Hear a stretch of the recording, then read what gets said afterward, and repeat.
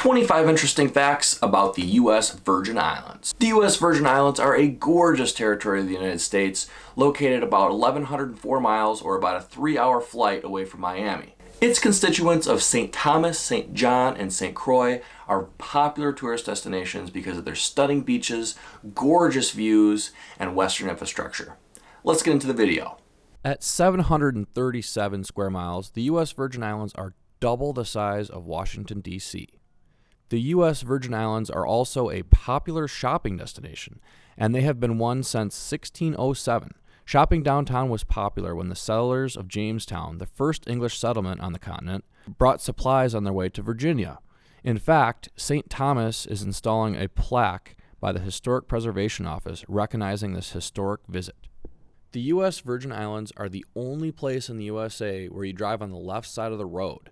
Even though the islands are part of the USA, driving dates back to when they were under European rule, and virtually all passenger vehicles are left-hand drive due to the imports of U.S. vehicles. Must be pretty weird driving there. The population of the U.S. Virgin Islands is 104,000.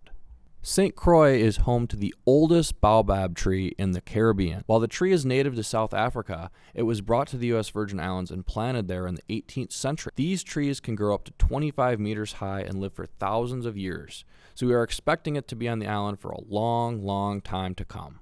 The U.S. Virgin Islands is the only territory in the U.S. to have coasts on both the Caribbean Sea and the Atlantic Ocean. So when you travel to these islands, be sure to take the opportunity to stick your toe in both of these waters. Charlotte Amalie is home to one of the oldest synagogues in the Western Hemisphere.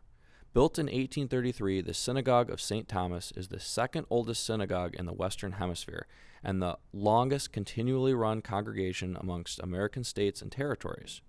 Perched on a hill in the center of town, it features sand floors and walls made from a mortar comprised of lime, sand, and molasses. St. John is home to an underwater national park.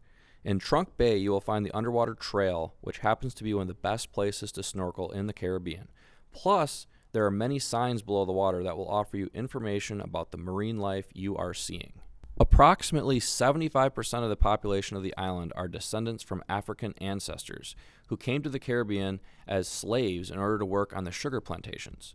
The rest are immigrants from Puerto Rico, North America, the Dominican Republic, Europe, the Middle East, India, and other countries. Also, some descendants from the old wealthy families from France, Denmark, England, and Holland. As a result, this provides a rich mix of culture and history. Christopher Columbus gets the credit for discovering St. Thomas. He reached the island during his second exploration of the New World in 1493. Somehow, he was not really impressed and he didn't stay very long, continuing on to Puerto Rico. The United States bought the Virgin Islands for $25 million in gold. The islands of St. John, St. Thomas, and St. Croix fell under a rotating caste of European rulers in the span of 300 years, including Holland, Spain, France, the Knights of Malta, Britain, and Denmark. After negotiating for 50 years, in 1917, the United States, seeing the island's strategic positioning and worried that Germany might swoop in on them first, officially bought in, purchasing what was then known as the Danish West Indies for $25 million in gold. A fourth island was recently added. Most visitors know the three main islands, but many don't know that there's a recently added fourth island, Water Island. It's tiny and it's located off the south coast of St. Thomas. It covers just 492 acres, and it's so named for its collection of freshwater ponds. Water Island fell under private ownership until 1944 when the U.S. bought it for $10,000. In 1996, the U.S. transferred the island to local jurisdiction, making it what locals playfully call the Last Virgin. The capital's original name meant tap house. Settled by the Danish in 1666, the capital city today, known as Charlotte Amalie, located on St. Thomas, was home to so many taverns that it was originally given the name Tap House. After nearly 30 years and much merriment, the Danes changed the name to honor King Christian V's wife, Charlotte Amalie. Sugar and rum production moved to the capital. After the Danish crown took control of the islands in 1754, it moved the capital 40 miles south, from Charlotte Amalie to Christiansted, located on St. Croix. The island was the main economic force in the region, with thriving rum and sugar industries that were driven by slave labor. After slavery was abolished in 1848, production declined steeply, and the crown moved the Danish West Indies capital back to Charlotte-Amalie. Christopher Columbus gave the islands their name. The famed explorer landed on St. Croix on November 14, 1493, and was promptly chased off by the Caribs, an indigenous tribe. Sailing north, Columbus surveyed the islands that today include St. Thomas and St. John. In admiration of their beauty, he named them Las Once Mil Virgenes, and I probably said that wrong, for the 11,000 virgin followers of St. Ursula, soon shortened to Las Virgenes. A slippery governor made them a pirate's refuge. In the late 17th century, the Virgin Islands, and particularly St. Thomas,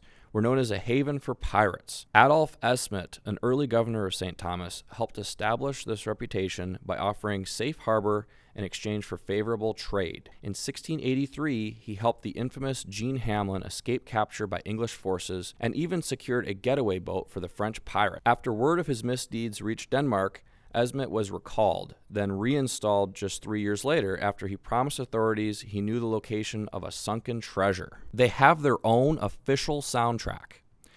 Quelby, a style of folk music that originated in the Virgin Islands, developed as a way for islanders to preserve their rich storytelling traditions. Also called scratch band music, Quelby players have been known to turn all kinds of random household objects into instruments, from car mufflers to plywood.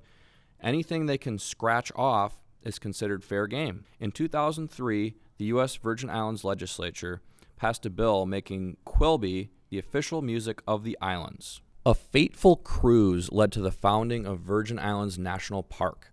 One of America's first venture capitalists and the son of John D. Rockefeller stopped off in St. John while cruising around the Caribbean. Struck by the island's natural beauty, he began looking for ways to ensure its preservation. He came across an obscure report from the National Park Service concluding that the area was ideal for a national park. And so in 1956, he bought 5,000 acres on St. John that became Virgin Islands National Park.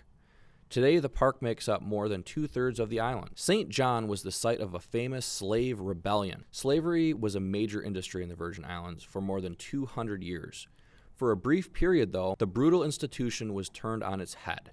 In 1733, enslaved individuals belonging to the Amina peoples of Ghana's Ashanti Empire, including several tribe leaders, defeated a garrison of Danish soldiers stationed at a fort on Coral Bay. The action sparked an uprising, and for 6 months, St. John's slaves controlled the island.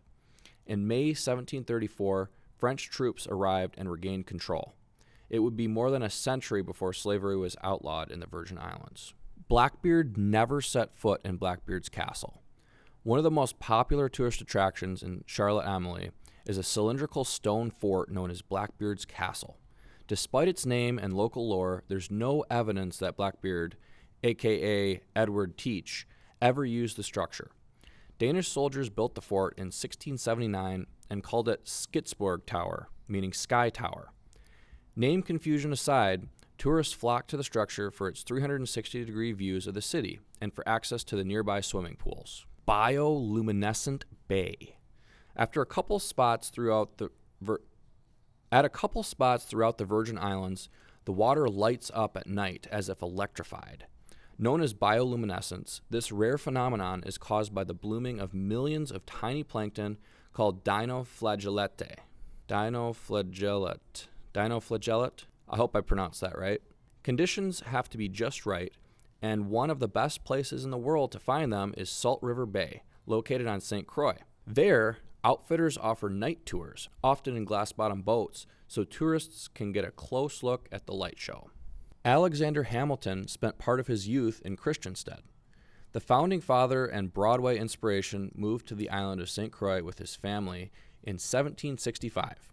In 1768, Alexander and his mother Rachel came down with a tropical fever that killed her and nearly claimed his life as well. Orphaned, Hamilton began working as a clerk at an import-export firm in Christiansted, where he quickly gained a reputation for being competent and highly literate. After publishing an essay in the Royal Danish American Gazette about the experience of living through a hurricane, Hamilton gained local funding to further his education in New Jersey. The Cuban embargo spurred tourism to the islands.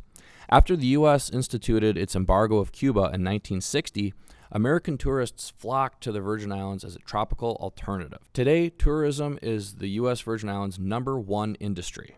There's a national holiday called Transfer Day. Every March 31st, the U.S. Virgin Islands commemorate their transfer from Danish to American authority. Transfer Day festivities typically include a ceremonial lowering of the Danish flag and raising of the U.S. flag, along with the serving of red grout, a Danish-inspired pudding made from guavas and tapioca. Next year's centennial will be observed with festivals, concerts, and parades throughout the islands. The famous Impressionist painter Camille Pissarro was born in St. Thomas in 1830. He made grand contributions to the Impressionism and Post-Impressionism movements. Pissarro lived on St. Thomas until he was 12 and then returned there in his later years. After all, who wouldn't want to come back to this beautiful paradise? If you visit the U.S. Virgin Islands, you'll probably want to come back again. You know what else you'll want to come back to? My channel. Subscribe.